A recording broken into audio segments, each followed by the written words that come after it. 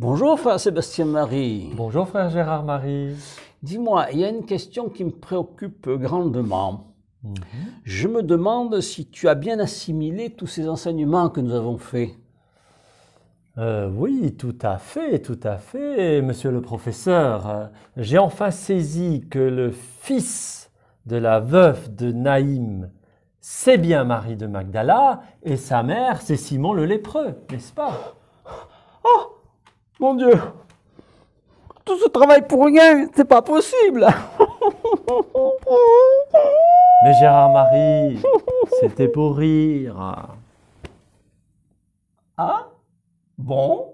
Marie de Magdala, viens Marie Magdalene, Marie de Magdala, viens Marie me voilà. Trêve de plaisanterie. Nous allons faire une petite pause avec Jésus chez Marthe, à Béthanie. Alors, Béthanie, c'est Jean qui va nous le préciser au chapitre 11, verset 1, un peu plus tard. Voilà, donc nous lisons, chemin faisant, Jésus entra dans un village, une femme nommée Marthe le reçut, elle avait une sœur appelée Marie, qui s'étant mise aux pieds du Seigneur, écoutait sa parole.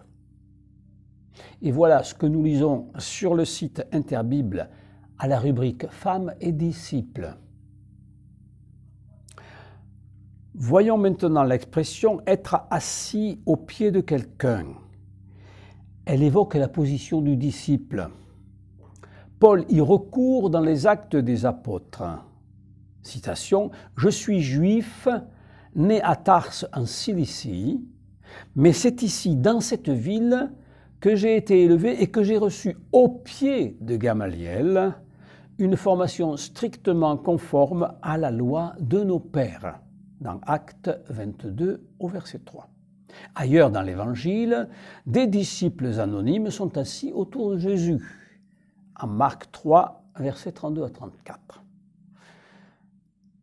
Nous lisons en Jean 7, 37, 38.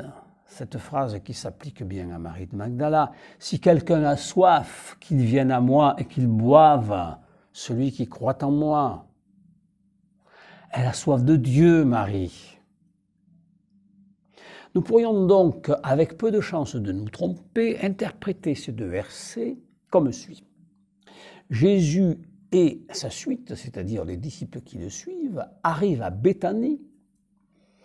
Et là, il fait une halte chez Marthe, tout simplement parce que c'est la sœur de Marie qui fait partie de sa suite. Vous voyez ? Et on ne peut pas se tromper, c'est forcément Marie la Magdaléenne, puisque l'autre Marie dont on parle parfois, tout particulièrement à la croix et au sépulcre, c'est Marie, femme de Clopas, c'est-à-dire la tante de Jésus. Donc il n'y a pas de confusion possible. Reprenons la lecture en Luc 10, 40. Quant à Marthe, elle était accaparée par les multiples occupations du service. Elle intervint et dit « Seigneur, cela ne te fait rien, que ma sœur m'ait laissé faire seule le service. Dis-lui donc de m'aider. » Accaparer. Le grec, lui, il a tiraillé, ce qui nous donne un peu mieux la dispersion dans laquelle se trouve Marthe. Cela ne te fait rien. Le grec, lui, a ne pas y souci à toi. Il y a dans cette formulation une surprise mêlée de reproches. Nous avons exactement les mêmes termes en Marc 4, 38.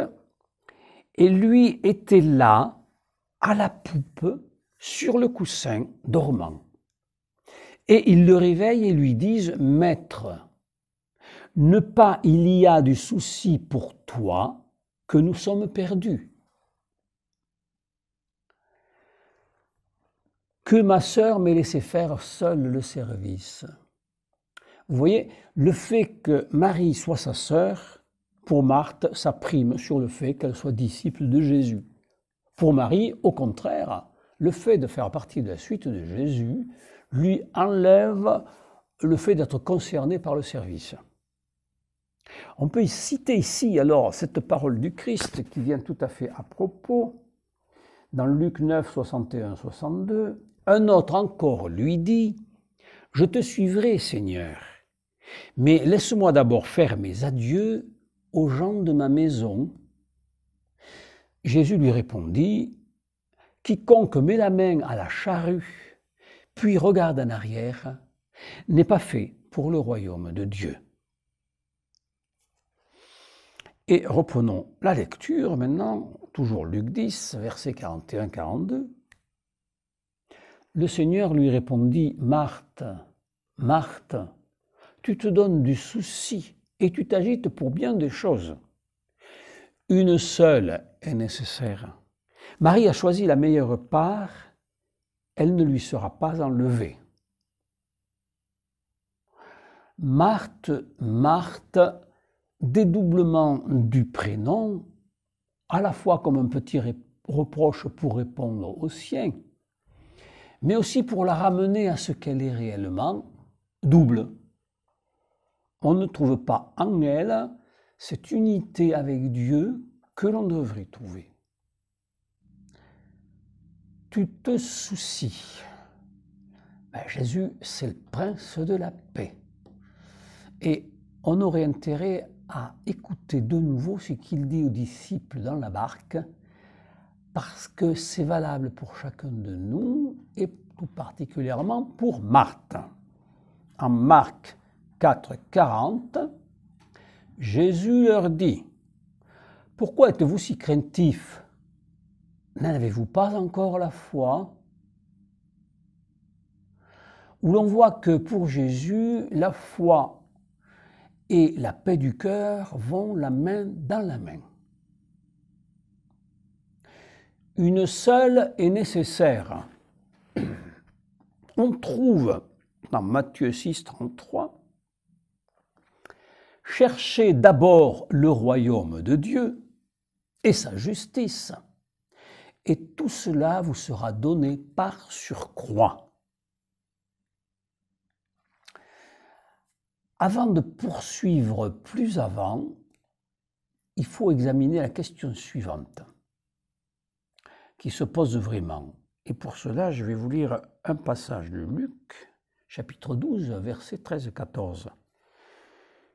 Du milieu de la foule, quelqu'un demanda à Jésus, « Maître, dis à mon frère de partager avec moi notre héritage. » Jésus lui répondit, « Homme, qui donc m'a établi pour être votre juge ou l'arbitre de vos partages ?»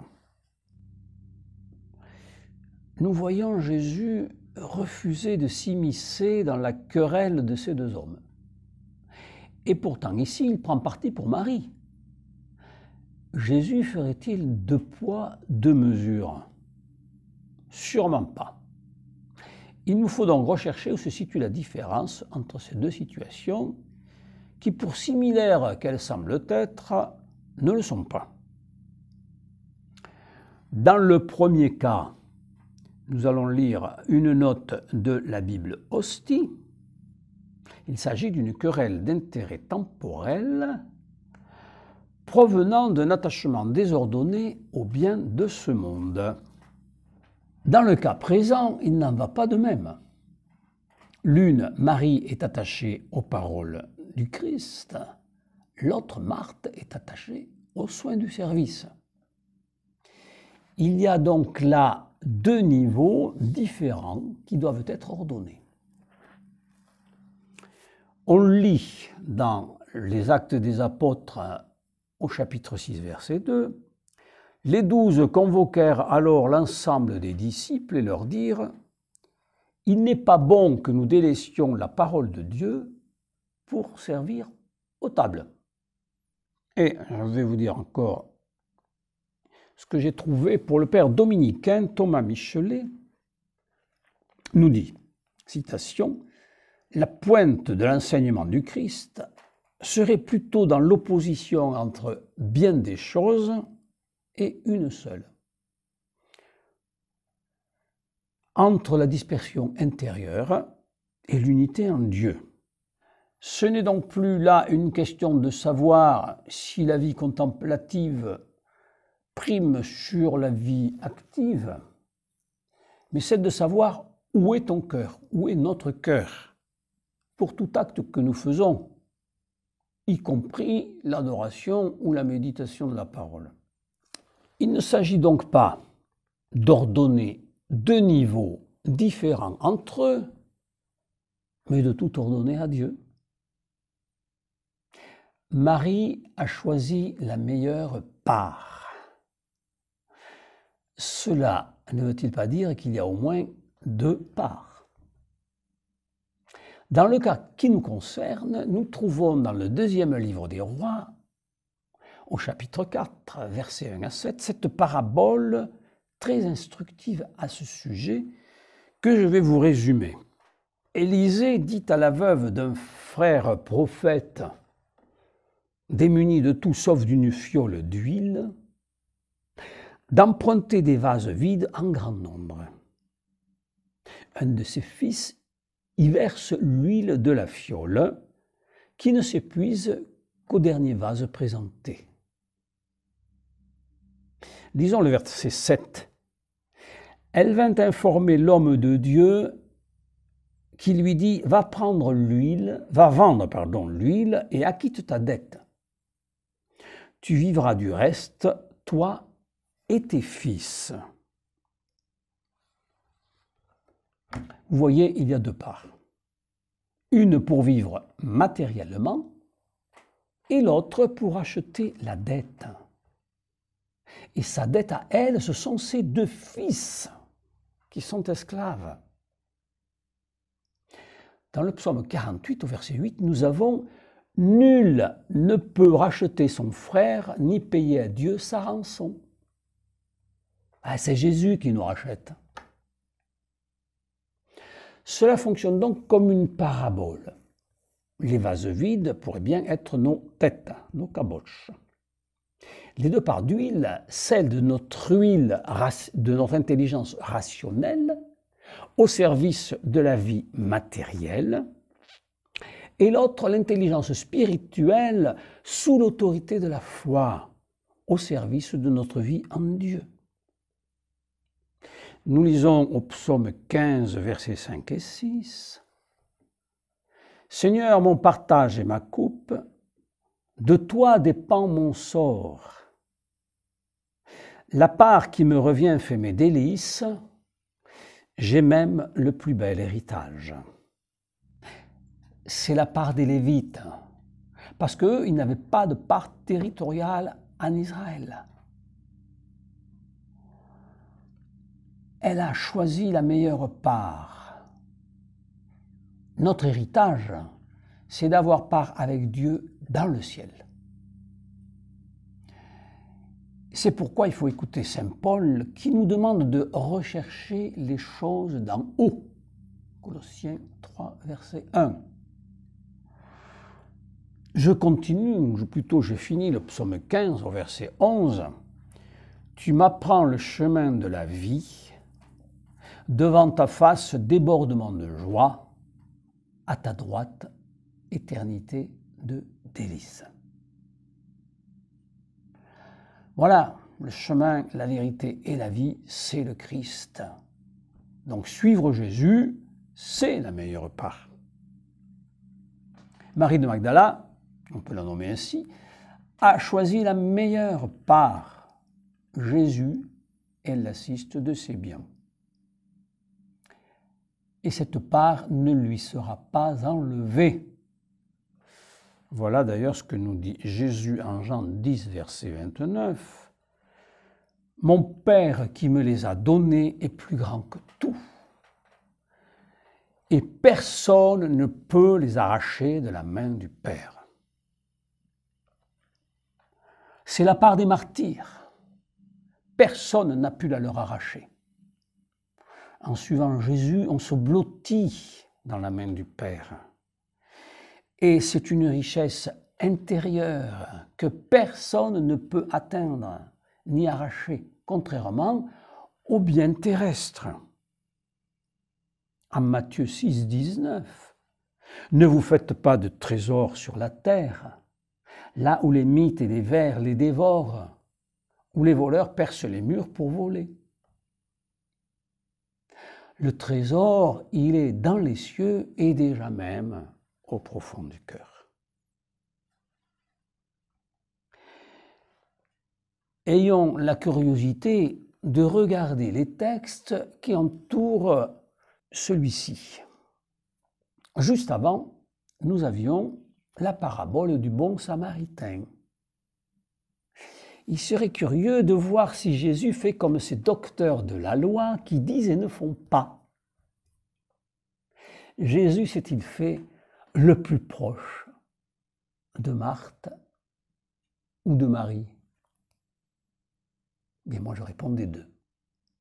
Des deux parce qu'il nourrit Marie de sa parole, mais il corrige Marthe. Il la guérit de son agitation, de sa dispersion, pour en refaire une terre unie. Vous voyez, Dieu donne à chacun ce dont il a besoin.